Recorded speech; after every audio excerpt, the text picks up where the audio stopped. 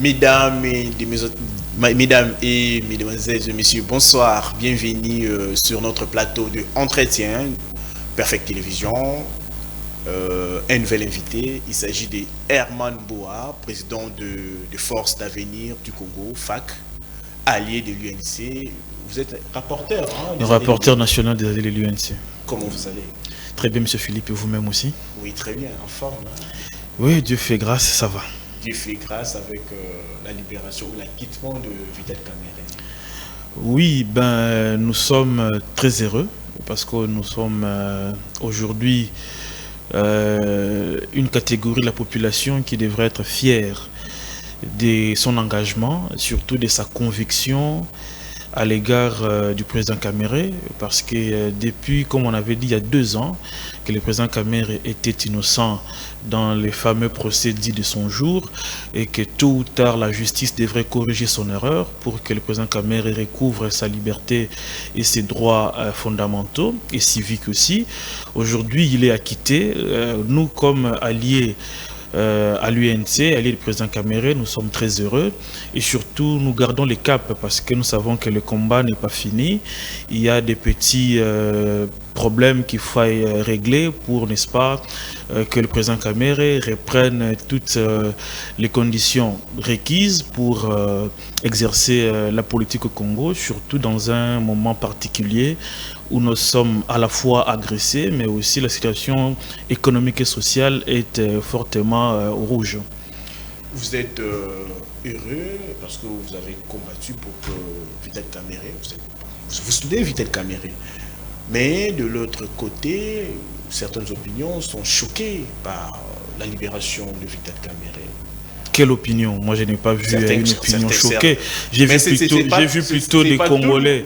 J'ai vu plutôt des Congolais à travers toute la République en liesse pour fêter, pour rendre gloire à Dieu. Certains ont fait des messes, d'autres ont fait des marches. On a vu des klaxons, synchronisés à travers la République pour célébrer l'acquittement de Vital Kamerhe. Pas forcément les partisans UNC, pas forcément les partisans FAC, cadres et militants. Non, c'est tous les Congolais, sans exception. On a tous fêté cet acquittement parce que c'est un innocent qui recouvre sa liberté. C'est normal que le Congolais ait pris de paix et de justice puisse être content qu'un monsieur comme Kamerhe soit libre et qu'il soit bien évidemment en possession de ses droits civiques et politiques pour faire la politique au Congo et faire rayonner la RDC à travers le monde. Le professeur Niambirongo a dit acquitté n'est jamais une proclamation de l'innocence. Ce n'est pas l'innocence. Si quelqu'un est interpellé par la justice, il y a une double possibilité. Il est présumé innocent, il est présumé coupable. L'innocence s'oppose à la culpabilité.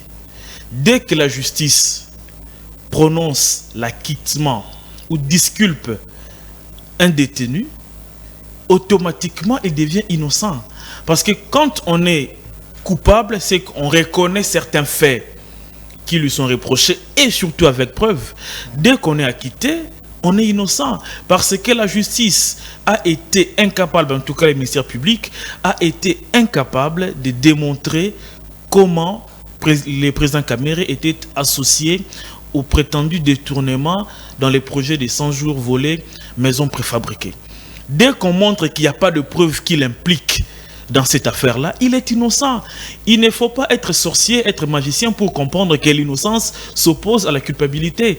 Monsieur Kamerhe, le président Kamerhe est innocent, donc il a été acquitté. C'est clair. J'ai lu un opposant de la MOUCA, Prince Bengue, qui a dit que il y aura, lorsque l'opposition prendra le pouvoir, l'opposition aura le preuve. Parce que quand lorsque vous parlez, il n'y a pas de preuves, l'opposition va chercher des preuves pour...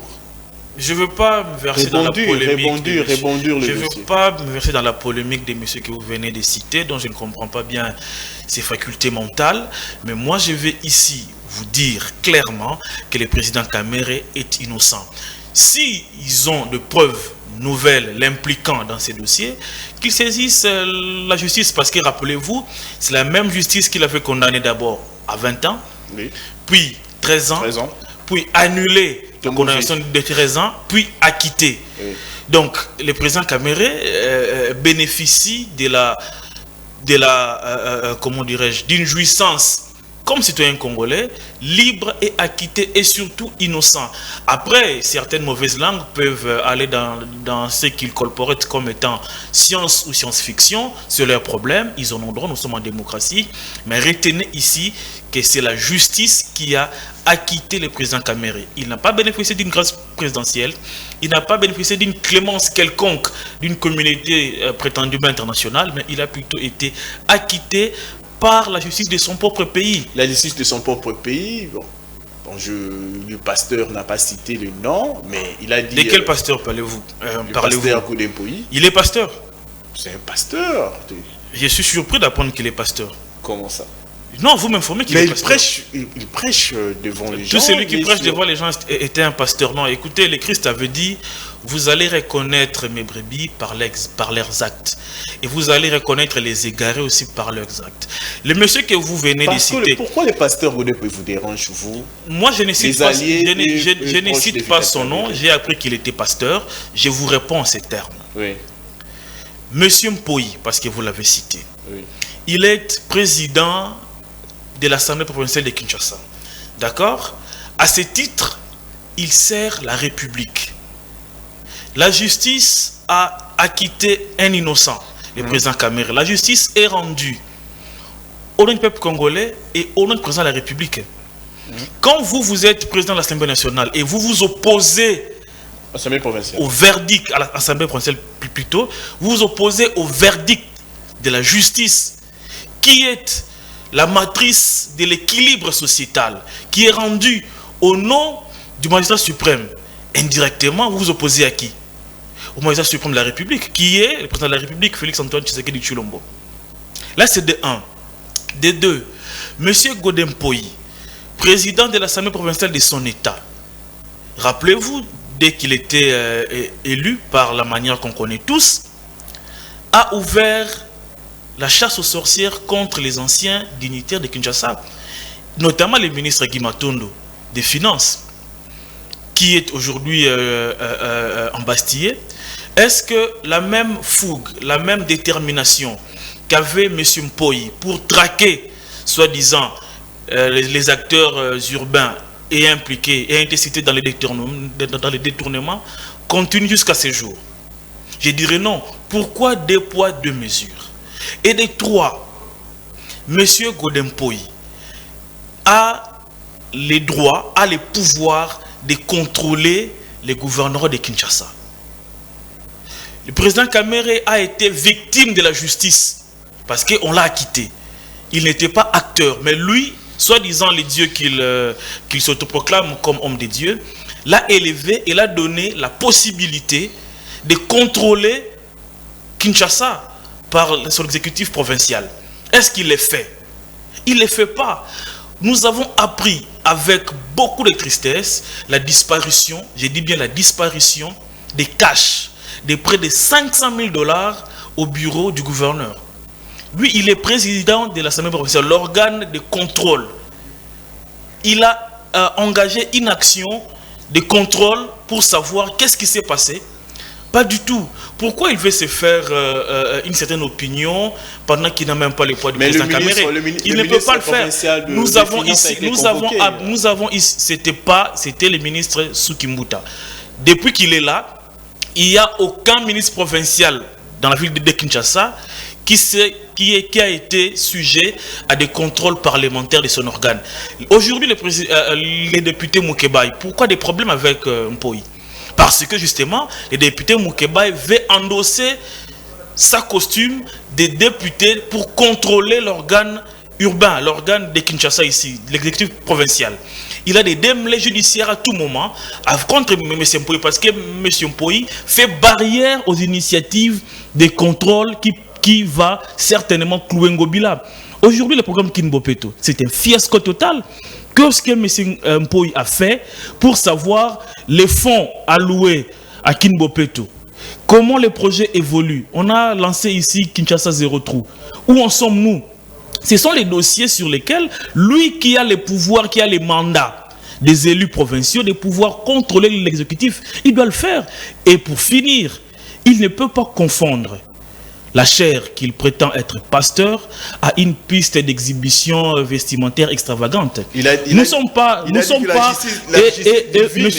Monsieur Philippe, lui il est qui pour délibérer qui va bénéficier de la justice divine et non. Non, il ne faut pas avoir la prétention d'être les disciples de Christ, non. Et pour finir, Monsieur Mpoyi, je voudrais ici faire une mise en garde sévère et musclée à l'endroit de toutes les mauvaises langues qui, d'une manière ou d'une autre, se complotent ou s'entendent pour toucher l'œil du président Kamere. Le président Kamere doit être respecté. Il est, jusqu'aujourd'hui, le seul Congolais de son rang ayant connu des démêlés judiciaires et être acquitté. Il n'a pas fui, il n'est pas allé en exil comme certains. Il a affronté la justice et il a prouvé qu'il était innocent. Alors il faut le respecter et le laisser libre dans ses choix politiques. Il n'est pas question ici je l'ai dit à qui que ce soit, pasteur Godem Mpoyi et d'autres Congolais qui s'hasarderaient d'attaquer le président Kamere injustement pour de fausses accusations, ils retrouveront les facs sur leur chemin et on va faire cette lutte pour garder l'intégrité et la dignité du président Kamere. On dit que c'est pour ça on vous taxe comment on vous traite de gens qui menacent les autres lorsqu'ils osent leur voix. On ne menace personne. Je vis non, il faut pas dire. On ne menace personne. C'est une souris naine qui veut se comparer à un éléphant. Le président Kamere, après qu'il ait subi injustement la foudre de la justice de manière injuste jusqu'à son acquittement, vous pensez que des simples mots prononcés sur une chaire devant 20 personnes peuvent lui faire peur? 20 personnes. Je vous dis, prononcer devant 20 personnes avec une extravagance vestimentaire mal orientée peut faire peur. Il n'a pas cité M. Kamere, le président Kamere. Et pourquoi il dit que l'UNC, ses alliés, le menacent? S'il n'a pas cité le président Kamere, nous aussi, nous mettons en garde tous ceux qui prétendraient d'une certaine manière de porter atteinte à la dignité et à la fierté du président Kamere. C'est clair. Monsieur Herman Boua, en commençant, vous avez parlé de la condition sociale de Congolais. Dans 6 mois, il y a, je peux dire 3 fois, la hausse du prix du carburant. Mais vous faites partie des gens qui travaillent dans, en fait, les alliés de Vital Kamere, directement alliés du chef de l'État. Donc, vous êtes au pouvoir. Comment vous pouvez expliquer cela? Non, il faudrait dissocier d'abord la gestion du gouvernement actuel à la personne du président Kamere. Il faut vraiment les dissocier. Il n'est impliqué ni de loin ni de près. Il est un acteur politique qui n'est pas de l'institution. Il ne faut pas le mettre. Bon, je vous dis, non, la politique gouvernementale est pilotée par le Premier ministre. Oui. Il est le chef du gouvernement. Vous n'allez pas demander les comptes d'un gouvernement à une ministre de la Culture, à un vice-ministre de la Justice, parce que vous citez le poste de l'UNC. Non, il faut demander les comptes du gouvernement uniquement au Premier ministre. Et aujourd'hui, vous avez évoqué un cas très important, un indicateur important et majeur, qui démontre les niveaux de dégringolade de la situation socio-économique du pays. On a connu une hausse des carburants 3 fois dans moins de 6 mois. Je ne cesse de le répéter que le Premier ministre Samalou Kondé brille par son incompétence. Il brille par sa démission dans les grandes décisions de la République. Il brille par son ignorance sur la gestion de la Res Publica. Il brille par ça. Nous ne pouvons pas comprendre aujourd'hui au Congo que la situation va de mal en pire pendant qu'on a un Premier ministre chef du gouvernement qui a été présenté aux députés et dont les députés ont accordé un mandat pour qu'il puisse exercer, mais qui fouille complètement ses responsabilités. On ne peut pas comprendre. Je vous donne 2 exemples, M. Philippe. Le premier exemple, Lorsque le Premier ministre Sama Lukonde prend les fonctions à la primature, le taux de croissance économique de la RDC était presque à 4,5%. Aujourd'hui, nous sommes à 3,8%. On a régressé. Lorsque le Premier ministre Sama Lukonde prend le pouvoir, les taux de change, c'était autour de 19,5. Nous sommes aujourd'hui à 20. Donc les francs congolais perdent sa valeur. Ce ne sont que des indicateurs simples. Je ne vais même pas entrer pour parler du taux d'inflation. Ce sont des indicateurs simples qui démontrent que le Premier ministre Sama Lukonde est en train d'échouer. Je vais prendre aussi l'aspect sécuritaire. Depuis que le Premier ministre Sama Lukonde est à la primature, on a connu la résurgence des M23 notamment. Mais quelle est la manière la plus efficace que le gouvernement a pu répondre aux attaques des M23? Aujourd'hui, Bunagana est sous l'emprise des rebelles. Je crois depuis presque un mois aujourd'hui. Lui, le Premier ministre, que fait-il à Kinshasa? Que fait-il à la primature? Il est incapable même de réunir des autochtones, des gens qui viennent de ces coins de la République pour qu'ils trouvent des solutions. Aujourd'hui, le président avait lancé le programme PDDRCS pour, n'est-ce pas, contenir tous les démobilisés des différentes milices. Ces programmes souffrent aujourd'hui d'un problème de moyens et de suivi proactif. Comment on va lutter contre l'insécurité en ayant un Premier ministre désengagé sur la question du fait de son incompétence? Donc, compte tenu de ces tableaux sombres de la situation sécuritaire et économique de la République, nous demandons au président de la République de prendre son courage et de demander à M. Lukonde de lui présenter sa démission, qu'il quitte la primature et qu'il laisse ça aux Congolais plus aguerris pour le récupérer. Qui va récupérer Vital Kamerhe? Le président Kamerhe avait répondu à cette question. Il avait dit il faut laisser Dieu inspirer les chefs de l'État. Et le chef de l'État est garant de 80 millions de Congolais. Or, les Congolais aujourd'hui, en tout cas si vous faites une petite évaluation ou un sondage d'opinion, les Congolais aujourd'hui attendent le président Kamerhe dans cet endroit. La voix du peuple étant la voix de Dieu, nous croyons que Dieu va inspirer le chef de l'État dans ce sens-là. Donc vous avez enquêté pour avoir ces suffrages-là que vous venez de nous proposer, les Congolais qui attendent l'arrivée de Vital Kamerhe comme Premier ministre. Vous avez vu lors de son acquittement comment les Congolais étaient en ébullition. C'est un indicateur. C'est un indicateur. Mais faites la même chose avec Sama Lukonde. Mesurez. Mesurer la solution. Mais demandez aujourd'hui aux Congolais quelle est l'action phare du gouvernement Sama Lukonde. Il n'y en a pas. Je peux dire, les gens qui nous suivent, selon certaines personnes, l'INC et ses alliés attendent les gâteaux primatures. Le président Kamerhe a répondu il faut laisser Dieu inspirer le président de la République. Je ne ferai aucun commentaire. Ce n'est pas un discours. Mais je vous ai démontré que la voix du peuple, c'est la voix de Dieu. Oui. Non, c'est un message.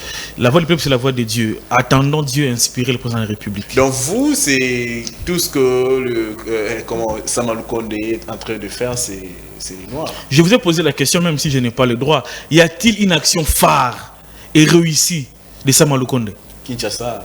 Zéro trou. Ça c'est nous. Si vous allez vous moquez des Quinois. Vous vous moquez des Quinois. Kinshasa zéro trou existe où? Prenez l'avenue Mouchi, prenez l'avenue Nyangwe, faites la prolongation de l'avenue Nyangwe, de l'avenue Kabambare. Allez-y à l'avenue Bokassa. Allez-y au carrefour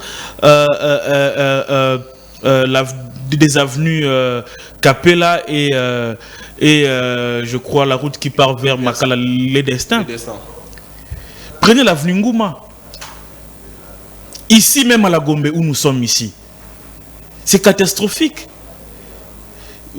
Passez devant la Dégérade, passez devant les bâtiments royaux. Donc nous attendons, hein, c'est Vital Passer ici devant les affaires étrangères, c'est le premier, passer devant la fonction, passer ici devant la fonction publique, n'eût été la venue du roi. Où en serons-nous aujourd'hui? Non, il ne faut pas citer des programmes qui ont échoué et se moquer des quinois et dire quels sont les programmes phares. Sur tous les plans, Samalou Condé a échoué. Il faut l'avouer. Herman Boua, c'est Jean-Baptiste qui prépare l'arrivée de Jésus-Christ. Je comprends votre approche théologique et biblique, parce que le président Cameroun aussi, sa réponse était biblique. Si vous prétendez que, ou si vous avez la révélation que je suis le Jean-Baptiste, si vous avez cette révélation-là, j'ai dit Amen. Si vous avez la révélation que je serai le Jean-Baptiste qui prépare l'avenue du président Cameroun, je dirais Amen. Bon, quelle solution proposez-vous par rapport à la situation de l'Est? Il y a contradiction entre le Rwanda et le Kinshasa et la RDC. Le cessez-le-feu, Rwanda, leur ministre des Affaires étrangères avait dit que dans la feuille de route, on n'a pas parlé de cessez-le-feu. Kinshasa parle de cessez-le-feu. Ou juste, qu'est-ce qui ne va pas? Vous savez, le Rwanda est dirigé par un conglomérat des escrocs, des menteurs, qui n'ont de vérité que leur nom.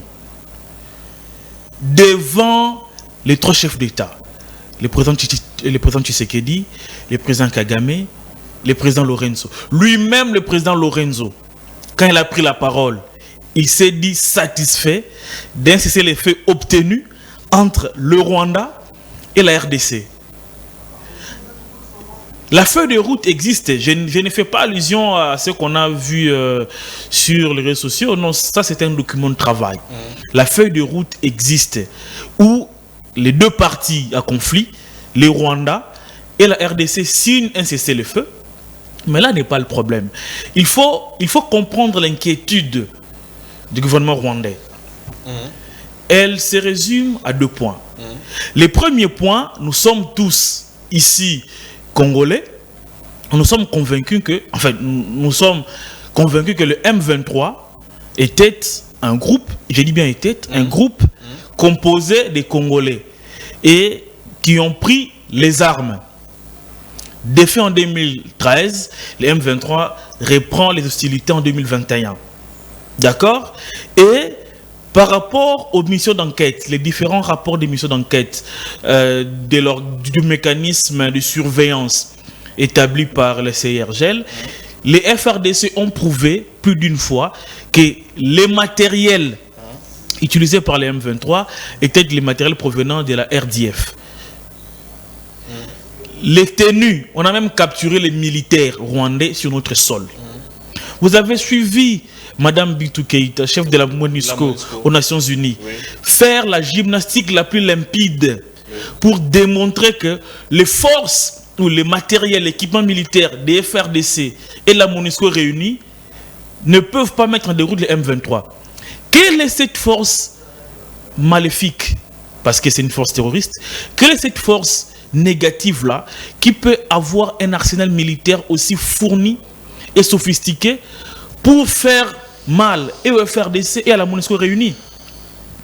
Il est clair que le Rwanda est derrière l'agression congolaise. Les Rwandais opèrent même sur le sol congolais sous la couverture de M23. La surprise ici, M. Philippe, à Luanda, on devrait en principe avoir le président Tshisekedi, au cas où il accepterait de négocier avec les terroristes. Or, c'est le principe, il avait dit non.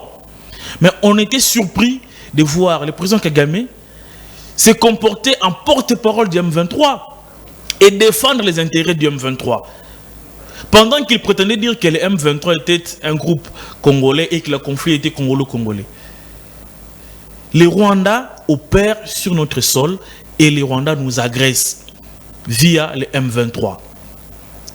Je vais dire une autre chose ici, c'est une révélation. Quand est-ce que les conflits, les regains des conflits a eu lieu? Il y a 2 événements. Le premier, lorsque l'armée congolaise et l'armée ougandaise commençaient à opérer ensemble pour traquer les ADF. Deuxième élément, c'est lorsque le président Kagame a compris que cette coalition de l'armée congolaise à l'armée ougandaise porterait atteinte à ses intérêts économiques qu'il a toujours fait qu'il vive comme président au Rwanda. C'est là où il est allé revoir son plan pour activer les M23. Et dans ces conflits, le président de la République a été le plus ferme, en même temps le plus patient possible. Il a démontré à la face du monde que c'est un pacificateur. Il a approché le Rwanda en 2021 pour signer des accords commerciaux pouvant légaliser ou régulariser les flux commerciaux des minéraux principalement entre la RDC et le Rwanda. Non, ce ne sont pas les accords, c'est le banditisme de l'État rwandais qui dérange. Ce ne sont pas les accords. Parce que le président de la République a voulu privilégier la paix et faire bénéficier à l'ensemble de la sous-région des richesses du Congo de manière légale. Oui. Les Rwandais, n'acceptant pas ça, il est allé prendre les armes avec les M23. Et aujourd'hui, le Rwanda a démontré qu'il n'est pas concerné par les mécanismes et de Nairobi et de l'accord de Luanda. Nous citons. Le Rwanda ne peut comprendre que le langage de la force. La force, la guerre. Il est dépassé le moment où le président de la République l'a même dit qu'il n'exclut pas la possibilité de faire une guerre contre le Rwanda. Et moi, je vous dis, la guerre qui va éclater contre le Rwanda, lorsque les FARDC vont marcher sur Kigali, c'est d'abord pour des raisons de fierté et de dignité comme peuple. Il faut démontrer à l'ensemble de la sous-région que nous sommes un peuple fort et on doit être respecté. Aaron, Herman Boa, merci. Merci beaucoup, M. Philippe. Je rappelle que vous êtes président des Forces d'avenir du Congo et rapporteur national des alliés de l'UNC. Merci beaucoup, M. Philippe, d'avoir répondu à notre invitation. C'est moi qui vous remercie. Merci à vous qui venez de nous suivre à travers le monde grâce à Perfect Télévision et YouTube Peter Tiani. Au revoir.